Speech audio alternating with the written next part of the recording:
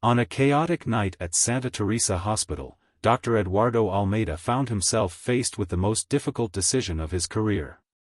On one side was a 10-year-old boy with no health insurance, fighting for his life. On the other was the town's mayor, rushed in after a heart attack.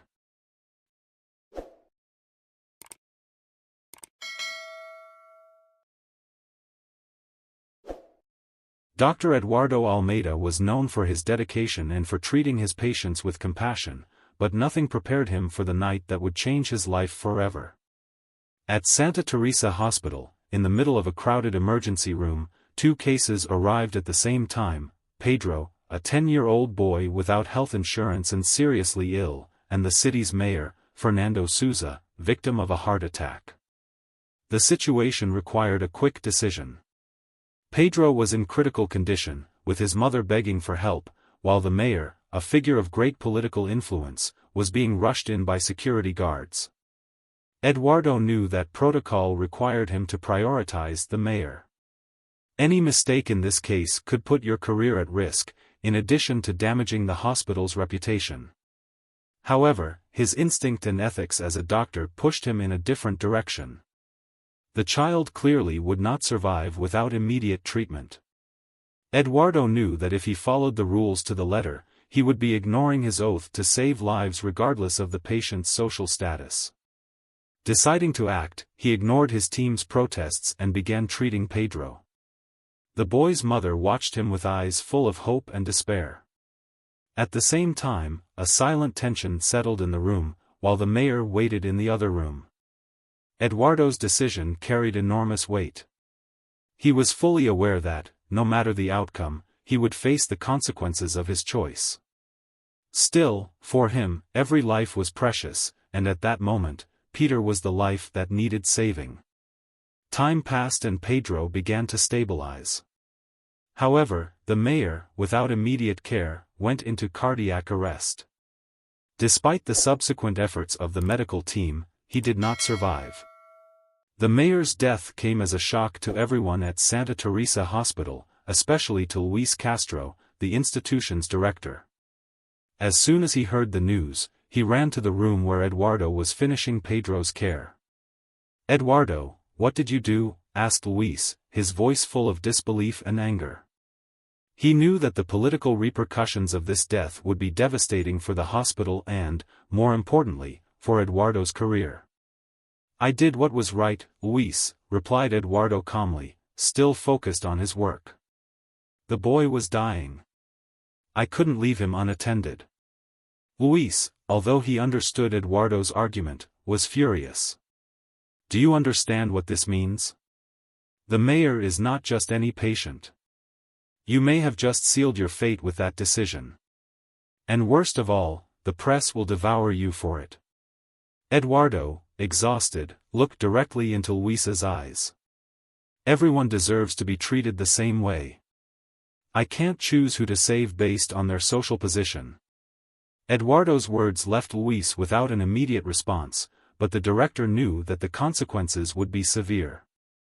The mayor was a central figure in local politics, and his death was sure to provoke a storm of criticism and accusations.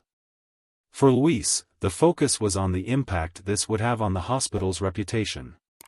For Eduardo, the choice had already been made. He had followed his principles and knew that, regardless of what came next, he had done what he believed to be right. The day after the mayor's death, Eduardo's name was in all the city's headlines. Newspapers, blogs and television programs exploited the situation to the fullest, painting Eduardo as the doctor who chose to let the mayor die to treat a patient without health insurance. The narrative was being distorted, and people who didn't know the details of the events came together to condemn him. For many, he had made an unforgivable mistake. How could a doctor prioritize a poor boy over a figure as important as the mayor? Helena Souza, the mayor's widow, became the face of this campaign against Eduardo. In several interviews, she expressed her pain and anger. "My husband was alive when he arrived at the hospital," she said, "but he was left to die because this doctor thought he wasn't important enough." His words echoed throughout the city, fueling the feeling of injustice that grew in the streets and hospital corridors. Inside Santa Teresa Hospital, the atmosphere was equally heavy. Some of Eduardo's colleagues began to avoid him, worried about being associated with the scandal. The administration, led by Luis Castro, tried to manage the crisis, but the focus was on protecting the institution, not the doctor who was at the center of the storm. Eduardo knew he was being used as a scapegoat, but he did not regret his decision. Still, the pressure and isolation were starting to weigh on his shoulders. In the midst of all this turbulence, Eduardo had a moment of relief. At the end of the day, while he was trying to concentrate on his work, Pedro's mother, Dona Isabel, showed up to see him. She was visibly emotional, with teary eyes, but a smile of gratitude on her face. "Dr. Eduardo," she began, her voice trembling, I just came to thank you. You saved my son's life. I will never be able to repay you for what you did for us." Eduardo felt a heat in his chest. Those words, simple and sincere, were exactly what he needed to hear. In the midst of so much criticism and accusations, here was someone who understood the importance of his decision. "I'm just doing my job, Dona Isabel," he replied, humbly. "Pedro is a strong boy. He will recover completely." Dona Isabel's gratitude contrasted sharply with the hatred that Eduardo was facing on the outside. It was a reminder of why he had chosen this profession. The oath he took when becoming a doctor was to save lives, regardless of who they were or what their position in society was. And although most people were focused on the mayor's death, Eduardo knew that by saving Pedro, he had accomplished his mission. This moment of connection with Pedro's mother gave him the strength he needed to continue. He knew the battle was just beginning, but if there was one thing he deeply believed in, it was that his decision to follow his principles was non-negotiable. Days after the incident, Eduardo's situation worsened even further when he was summoned to a disciplinary hearing at Santa Teresa Hospital. The purpose of the meeting was to evaluate his actions on the night of the mayor's death and decide whether he would be suspended or even fired. The conference room was packed with members of the administration, doctors and legal representatives. At the head of the table was Luis Castro, the hospital director, who seemed overwhelmed by the responsibility of leading this meeting. Luis began the hearing with a formal tone, reading the accusations against Eduardo. "We are here to evaluate Dr. Eduardo Almeida's conduct during the incident that resulted in the death of Mayor Fernando Souza. Dr. Almeida ignored hospital protocols and prioritized another patient, resulting in a tragedy." Eduardo watched in silence as the words echoed in the room. He knew that his defense needed to be solid, but he also understood that the trial was contaminated by political and media pressure. Marcelo Lopez, Eduardo's lawyer, was the first to speak in defense of his client. Dr. Eduardo did what every doctor should do: he prioritized the life that was at imminent risk. Pedro, the boy treated that night, would not have survived without immediate intervention. Eduardo's decisions were guided by ethical principles, and not by bureaucratic protocols. Eduardo watched with apprehension as Luis took notes. He knew that no matter how correct his decision, hospital politics and outside forces were at play. While the hearing continued at the hospital, outside, the media continued to intensify coverage of the case. Eduardo's story had become a public scandal.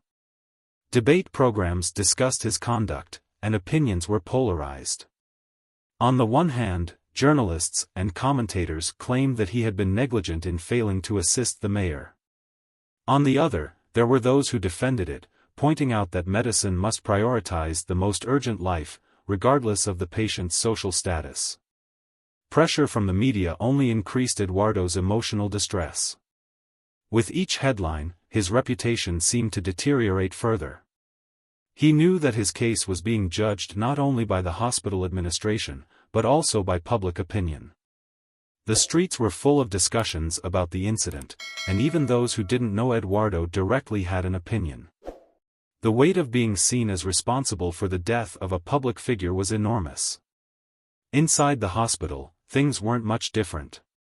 Some of his colleagues, once close friends, began to treat him coldly or avoid him completely. Only a few remained by his side, but even these did not know how to help him in the face of social pressure. Eduardo, despite everything, remained focused on his work. He knew that the legal battle was imminent and that he would need to be prepared to defend his actions, both at the hospital and in court.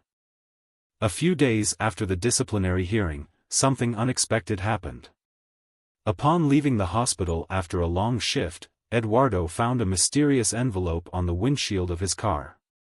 Initially, he thought it was just another subpoena or threatening letter, but when he opened it, he realized that the documents contained were much more complex and potentially dangerous. It was a series of internal reports that exposed administrative negligence and corruption within Santa Teresa Hospital. The documents revealed that the hospital had been cutting essential resources for months, compromising critical sectors such as cardiology, precisely where the mayor had been treated. This included purchasing low-quality equipment and reducing the number of specialists to save money. There were even records of embezzlement of funds, which were apparently being used for political and personal purposes. The hospital's negligence in investing in the emergency unit had directly contributed to the deterioration of medical care. Eduardo was shocked. The mayor's death, which had been blamed entirely on his decision, now seemed part of a much larger problem. He didn't know who had left the documents in his car, but he understood that this information could change the course of the case. Suddenly, the focus of the investigation was no longer just on his decision as a doctor, but on the corrupt practices that had put not only the mayor's life, but all of the hospital's patients, at risk. Knowing the impact that those revelations could have, Eduardo was in a dilemma. If it exposed the content of the documents, it could further increase pressure on the hospital, possibly resulting in the institution's closure. However, he also knew that he couldn't ignore something so serious. The integrity of the healthcare system and patient safety were at stake. Determined to do what was right, Eduardo chose to take the issue to Luis Castro, in the hope that together they could find a solution. Eduardo went straight to Luis Castro's office the next day. As soon as he entered, he placed the documents on the director's desk without saying a word. Luis, surprised, looked at the doctor with a mixture of confusion and concern before taking the papers and starting to read them. As he went through the reports, his expression changed from incredulity to panic. "This can't be real," he muttered, as he turned page after page. "It's real," Eduardo replied, with a serious tone. "These documents were in my car. Someone on the inside wants this to come to light. Luis, the mayor's death wasn't just because of my decision to prioritize another patient. The hospital is collapsing, and you know it." Luis closed the documents and took a deep breath, visibly shaken. "If this gets out, it will be the end of the hospital, Eduardo. And it could be the end of our careers too." He knew that the cuts and corrupt practices mentioned in the papers involved members of the administration and even local political figures. Exposing this would cause an unprecedented scandal. "I'm not worried about my career now, Luis. I'm worried about the lives of the people who trust this hospital," replied Eduardo, firm in his position. "We need to face this head-on, before more lives are put at risk." Luis, despite his initial fear, began to see the gravity of the situation differently. He knew Eduardo was right. The truth needed to come out, even if it meant a political earthquake and the destruction of reputations. After a long conversation, the two decided that they would take the evidence to the competent authorities and begin an internal investigation. It was time to face mistakes and rebuild the hospital from the ground up. With the alliance formed between Eduardo and Luis, the following weeks were marked by a series of events that began to change the course of the trial.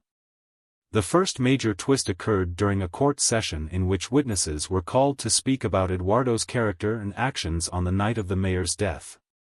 To everyone's surprise, one of the first witnesses was Eduardo's former colleague, Dr. João Paiva, a respected cardiologist who had worked alongside him for years at Santa Teresa Hospital. Dr. Paiva, however, seemed to have a different agenda. In his testimony, he began to criticize Eduardo's decisions. "I understand he made a difficult decision that night," Paiva said, "but what he did put immense pressure on the rest of the team. The mayor could have survived if he had been treated first. Eduardo was irresponsible in not following through hospital protocols." Paiva's testimony was a hard blow for Eduardo. Throughout the hearing, he maintained his composure, but his former colleague's words hit him deeply. He knew he had done what was right, but facing betrayal from someone who had previously supported him was difficult. The court remained silent as Eduardo's defense tried to contest Paiva's accusations, but the negative impression had already been planted. However, the game changed again on the same day, when Mariana, a nurse at the community hospital where Eduardo had worked, was called to testify. His report was completely opposite to Paiva's. She described how Eduardo had saved countless lives in the community, often under extreme conditions. "He arrived at our hospital at a critical time and, without him, many of our patients would not be alive today," said Mariana, her voice firm and emotional. His testimony brought new air to the case, showing that Eduardo's decisions were always guided by ethics and the need to save as many lives as possible. At the end of that day, something unexpected occurred. During a break in court, Eduardo's defense was informed that new evidence had emerged, a recording made on the night of the incident at Santa Teresa Hospital. The video had been recorded by a security camera near the emergency room, and, until then, no one knew about the existence of this material. When Eduardo's lawyers analyzed the recording, they were shocked by what they saw. In the video, it was possible to clearly see the situation in the emergency room during the critical moments when Eduardo made his decision. He appeared arguing with the medical team, explaining why Pedro needed immediate care, while the mayor's security guards pressured the team to prioritize the politician. The images showed Eduardo's calm and determination to save the boy's life, even in the face of threats and external pressure. It was evident that his choice was based on the urgency of the case, and not for any other motivation. Furthermore, the recording showed that, even after treating Pedro, Eduardo had tried to help the mayor, but the precarious conditions of the hospital and the lack of resources contributed to the tragic outcome. This video was a decisive turning point in the case. With it, Eduardo's defense managed to demonstrate that the mayor's death was not the result of negligence, but a combination of factors that went beyond his actions. When the video was shown in court, silence filled the room. For the first time, everyone was able to see what really happened that night. The media, which previously painted Eduardo as the villain, began to change its tone. The focus was now on the hospital's systemic failures and the difficulties faced by doctors in doing the best they could with the few resources they had at their disposal. From that moment on, the case began to be seen from a new perspective, and Eduardo, who had previously seemed condemned, now had a real chance of being acquitted. With the court silent after the video was shown, the impact of the revelation was felt by everyone. The jury members, the prosecution and even the judge were visibly surprised by the new evidence that had been presented. Until that moment, the predominant narrative was that Eduardo had neglected Mayor Fernando Souza, resulting in his death. However, the video clearly showed a different reality. Eduardo made his decision based on the severity of Pedro's condition and the hospital's limitations. When the trial resumed, the prosecutor seemed hesitant. His line of attack, until then focused on Eduardo's negligence, was weakened. He tried to redirect the argument, suggesting that, even with the new evidence, the doctor should have prioritized the mayor, given the figure's political importance. However, Eduardo's defense, led by Marcelo Lopez, was quick to dismantle this logic. Medicine does not distinguish patients based on their political or social importance. Dr. Eduardo followed the Hippocratic Oath, which prioritizes the life of any human being based on its urgency, not its position. The testimony of Mariana, the community hospital nurse, had also left a strong impression on the jury. His description of Eduardo's work under adverse conditions and his dedication to saving lives in challenging contexts consolidated the image of a doctor driven by a deep sense of duty. She wasn't the only one to express support. Several patients who had been treated by Eduardo sent letters to the court, reporting how he had saved their lives at critical moments. At that moment, the court was no longer just judging a doctor for a controversial choice, but was also beginning to understand the difficulties that healthcare professionals face when making decisions in chaotic and ill-equipped environments. The focus of the trial was slowly shifting to the failings of the healthcare system itself.